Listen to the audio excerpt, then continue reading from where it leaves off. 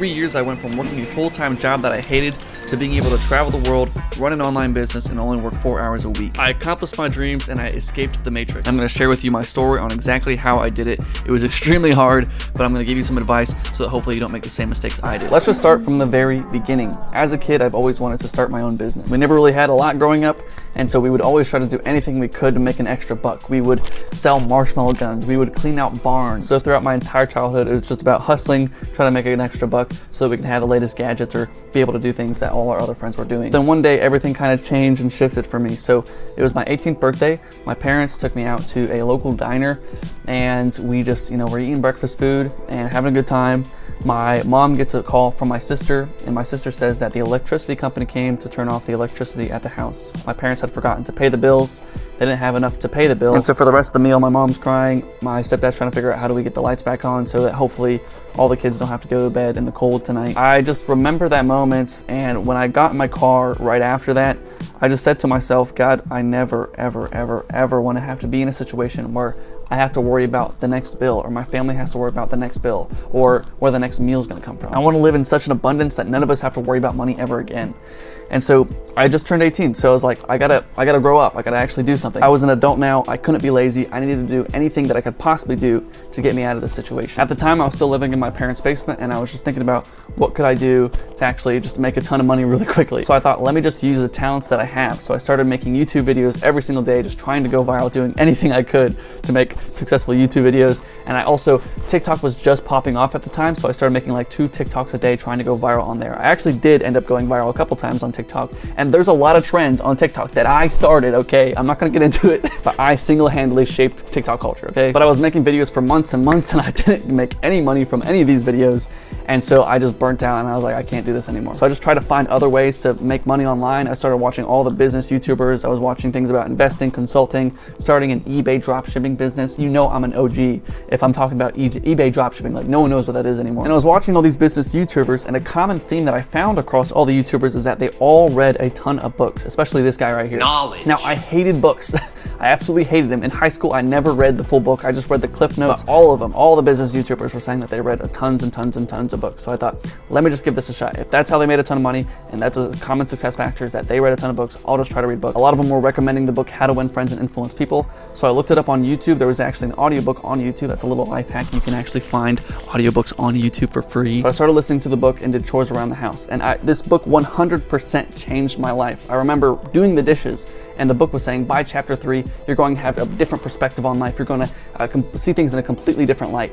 By chapter 3. And I was like, how is that even possible? And I still remember the first 3 chapters to this day. It's don't criticize, condemn, and complain, give honest and sincere appreciation, and arouse in the other person an eager want. I listened to the entire book in one day, and after that, I was like, dude, I felt so crazy. I was like, dude, I just opened my eyes to a completely different world based on just this one book that I read. And I was like, why has no one ever told me about this before? Like, why is no one reading books all the time? So the next day I read another book and it was great. And the next day I read another book and it was great. And I just kept, every single day I read an entire book. I just did chores around the house. My mom loved me because I was just doing chores all day and reading books. I read a ton of business books, a ton of psychology books, just trying to do anything I could to get myself out of the situation that I was currently in. But nothing ever changed because I didn't really know what to do. I was getting all this information, but I didn't really know what to do with it. So I had analysis paralysis. This is when you have so many options that you don't know what to do, so you don't choose any of them. This was probably the most frustrating time of my life because there were so many days where I'm like, dude, I could literally just I could do anything if only I knew what it was.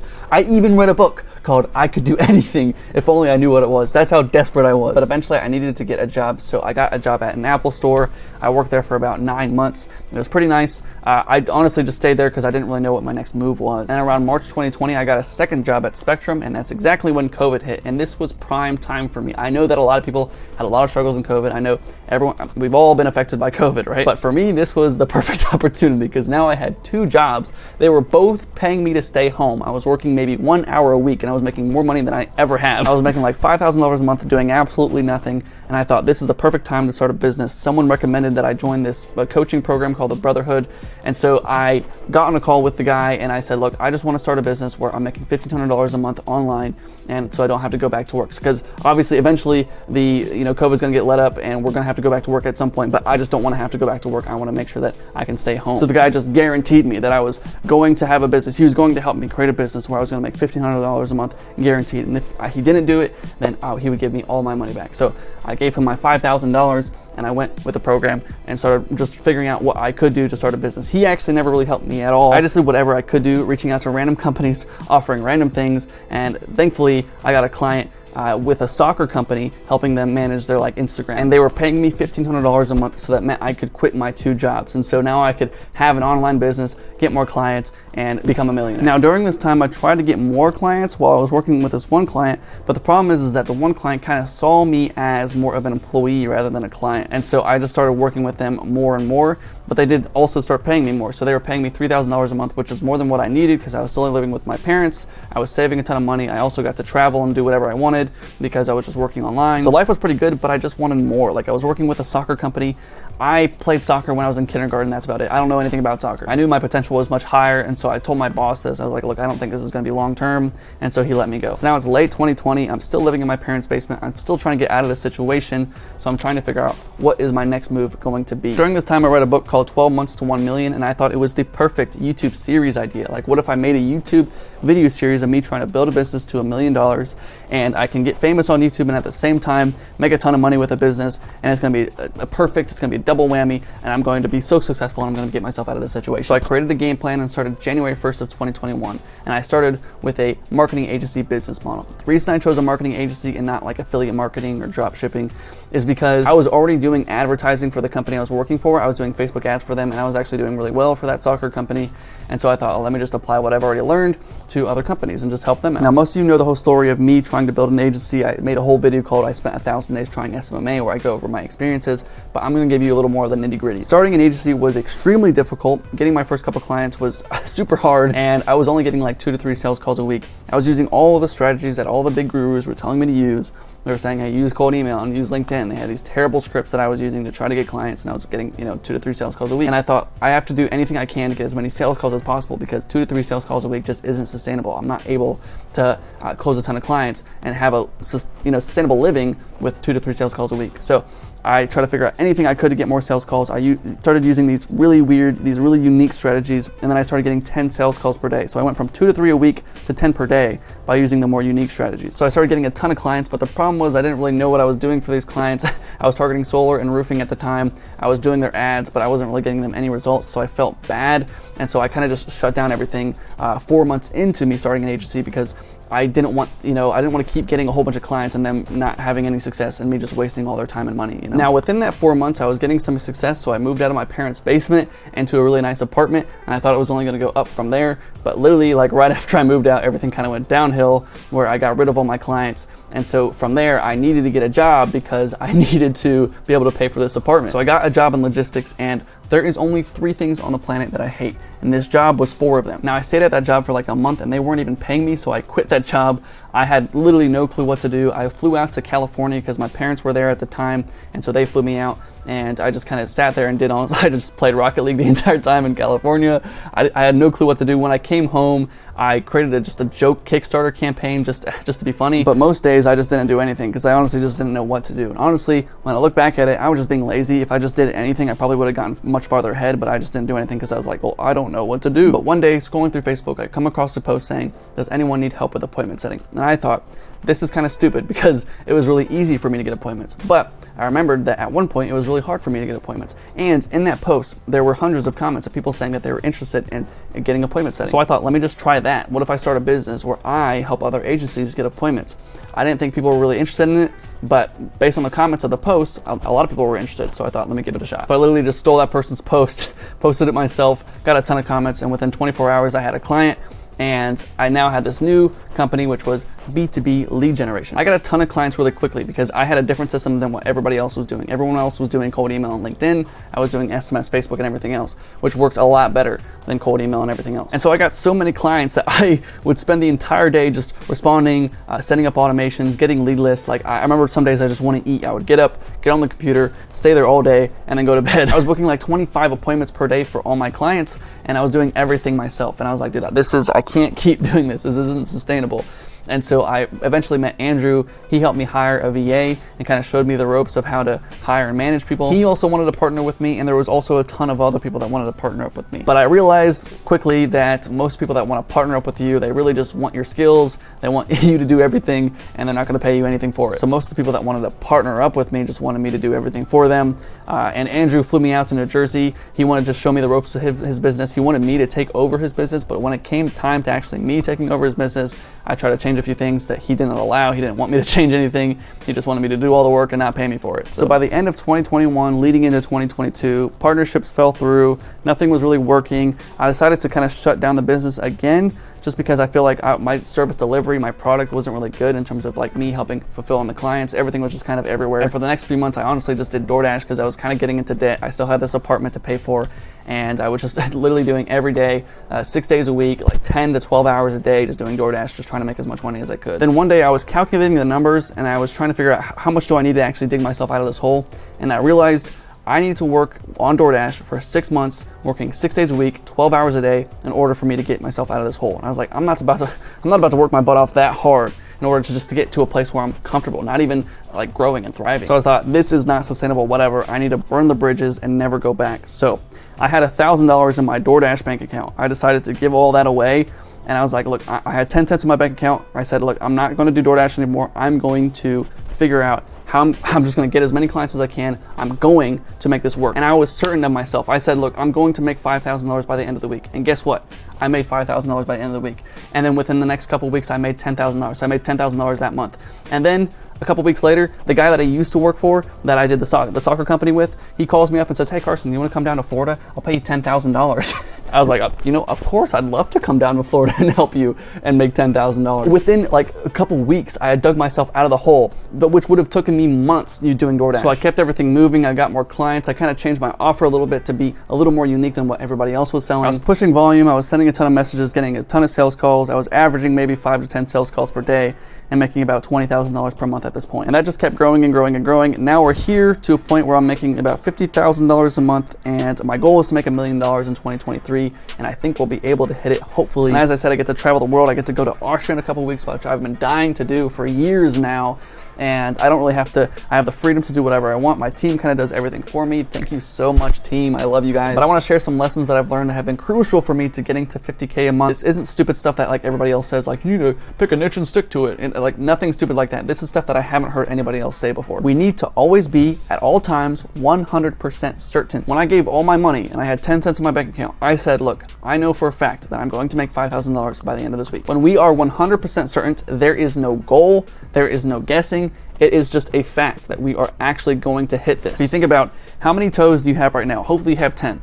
So if you have 10 toes, that's great. Have you ever thought about how many toes that you have? Have you ever guessed, maybe I don't actually have to? Have you ever like questioned your belief on how many toes you have? No, it has always been a fact for you, right? We have our beliefs, which we sometimes we question, right? But no one questions what they truly believe. You ever thought about that? Like, we never really question whether or not the sun was real, you know? Is it real? Like, obviously it's a fact for us, but we believe it is. You know, everything's really a belief.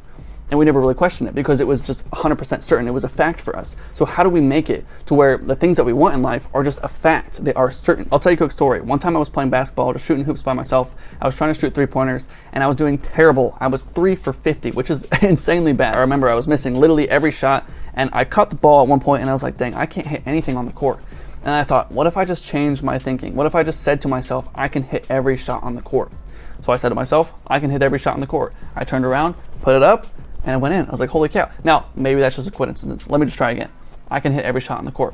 Put it up, it went in. 2 for 2, 3 for 3, 4, 5, 6, 7. I was 9 out of 10, when before that, I was 3 for 50, right? And I wasn't 100% every single time, right? I was 9 out of 10, which isn't 100%. I didn't get every single shot, but 9 out of 10 when I was just doing 3 for 50 is a significant difference. And all that changed was me just saying, I'm 100% certain. I'm the same exact person. Nothing, I didn't train much harder. I wasn't calculating, I wasn't doing anything differently. I just said, I can hit every shot on the court. So you don't even need to set goals. Just be 100% certain. If you say you're never gonna do something, never do it again. Like you're 100%, like you don't even have to think about it, right? If you say, look, I'm going to hit this goal, or it's not even a goal anymore. I'm just going to do it. It's just going to happen. There is not a doubt in my mind that it will happen. Now, sometimes you might not reach exactly it, right? I wasn't 100% all the time, but if you reach for the moon, at least you'll hit the stars, you know? The next one is shut up about passion, start taking action. People always talk about love, but it's just a fraction. I'm trying to think of the next rhyme, but I'm white. So the thing about passion is nobody cares. I see a lot of people